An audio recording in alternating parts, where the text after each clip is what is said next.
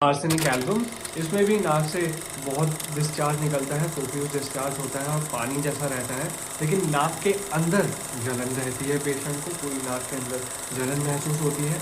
एमसीपा तो बसंत ऋतु यानी spring time जब पोलन ग्रेन्स बहुत रहते हैं, एरम ट्रिफलम, इसके डिस्चार्जेस भी बहुत एक्सफोलिएटिव होते हैं, नाक की म्यूकस मेम्ब्रेन को बर्न करते हैं, जला देते हैं, जलन महसूस होती है पेशेंट को, बहुत इचिंग रहती है।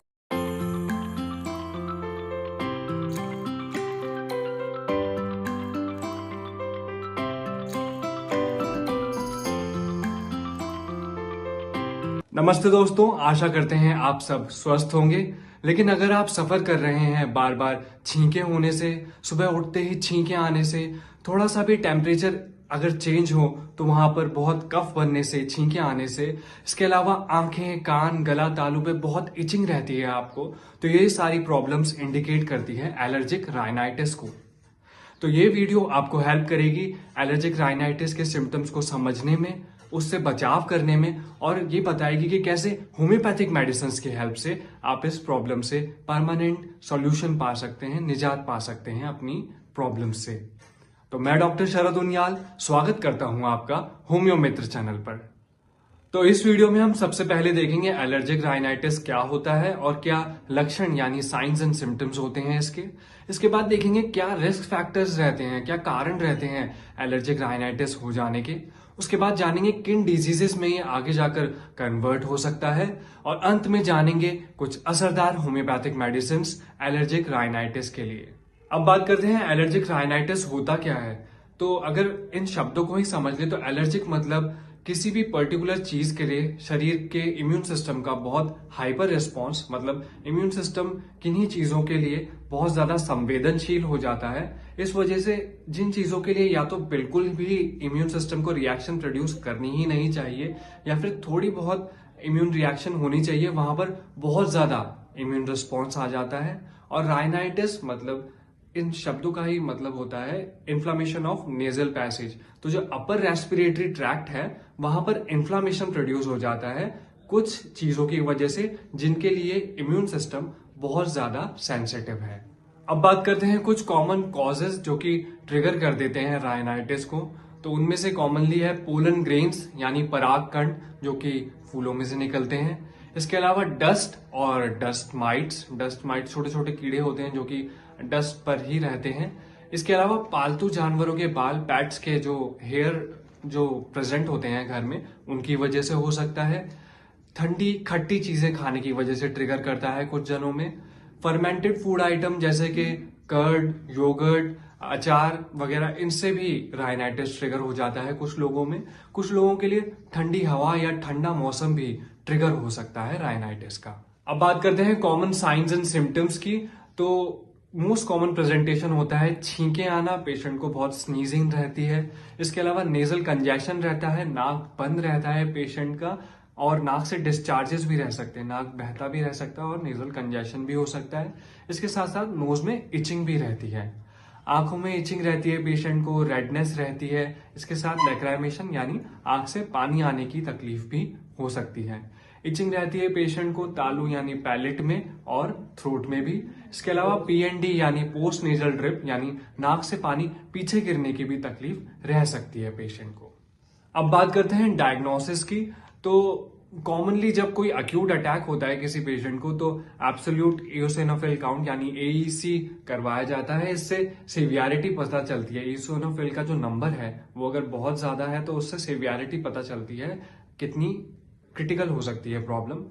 इसके अलावा सेकंड टेस्ट होता है स्किन प्रिक टेस्ट, या फिर हो सकता है आईजी एंटीबॉडी टेस्ट। तो स्किन प्रिक टेस्ट से तो पता चलता है कि किस पर्टिकुलर एलर्जन से सेंसिटिव है पेशेंट, और आईजी टेस्ट से पता चलता है कि लंबे समय तक जिनको क्रॉनिकली एलर्जिक राइनाइटिस की प्रॉब्लम रहती है वहां पे आईजी एंटीबॉडीज प्रेजेंट रहती है। इससे पता चलता है कि क्रॉनिकली एलर्जिक राइनाइटिस से सफर कर रहे हैं पेशेंट। अगर ये वीडियो आपको पसंद आ रहा है तो इसे लाइक कीजिए, आपको लगता है ये किसी और के भी काम आ सकता है तो इसे शेयर कीजिए, और ऐसे ही मेडिसिन रिलेटेड नॉलेजेबल कंटेंट पाना चाहते हैं तो चैनल सब्सक्राइब कीजिए। चलते हैं वीडियो की तरफ। अब बात करते हैं एलर्जिक राइनाइटिस के लिए कॉमन होम्योपैथिक मेडिसिन के बारे में। मेडिसिन के बारे में बात करने से पहले मैं ये कहना चाहूंगा कि ये मेडिसिन आपको एलर्जिक राइनाइटिस के जो अक्यूट अटैक है, अक्यूट बाउट्स है, उसमें तो हेल्पफुल रह सकती हैं, लेकिन अगर आप परमानेंटली रिलीफ चाहते हैं इस प्रॉब्लम से तो आपको कॉन्स्टिट्यूशनल मेडिसिन की जरूरत पड़ेगी। उसके लिए आपको किसी होम्योपैथ से जरूर कांटेक्ट करना चाहिए। तो मैं फिर से कहता हूं, अगर कोई अक्यूट अटैक है तो उसमें तो आपको ये मेडिसिन हेल्प कर सकती हैं, लेकिन अगर आपको पूर्णतः निजात चाहिए इस प्रॉब्लम से तो आपको किसी होम्योपैथ से कांटेक्ट करना ही पड़ेगा। चलते हैं मेडिसिन की तरफ। सबसे पहली मेडिसिन है दोस्तों एलर्जिक राइनाइटिस के लिए एलियम सीपा। तो बसंत ऋतु यानी स्प्रिंग टाइम, जब पोलन ग्रेन्स बहुत रहते हैं हवा में, उस समय जब राइनाइटिस की प्रॉब्लम रहती है, उसके लिए एलियम सीपा बहुत ही बढ़िया मेडिसिन है। सिम्टम्स क्या होते हैं एलियम सीपा को प्रिस्क्राइब करने के लिए? तो नाक से जो डिस्चार्ज आता है वो बहुत ज्यादा होता है, प्रोफ्यूज रहता है, पानी जैसा होता है बिल्कुल, और जलन करता है नाक में और होंठ के ऊपरी हिस्से पर। इसके अलावा आंख से पानी रहता है पेशेंट को, और सर के आगे वाले हिस्से पर दर्द रहता है पेशेंट को।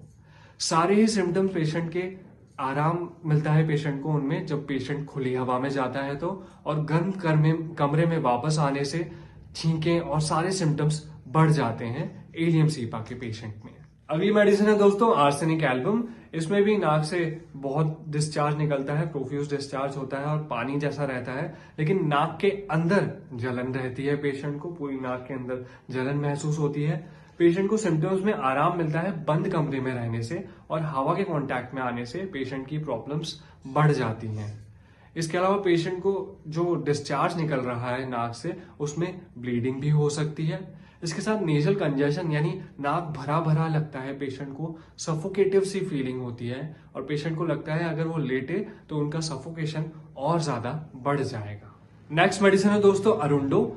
इसमें राइनाइटिस की शुरुआत होती है इचिंग से। तो नाक में, तालू में, आंख में, फेस पे बहुत इचिंग रहती है, पेशेंट को परेशान कर देने वाली इचिंग रहती है, और उसके बाद शुरू होती हैं छींकें। पेशेंट को एनोस्मिया यानी लॉस ऑफ स्मेल की भी दिक्कत रह सकती है, पेशेंट को स्मेल आना बंद हो सकती है अरुंडो के पेशेंट में।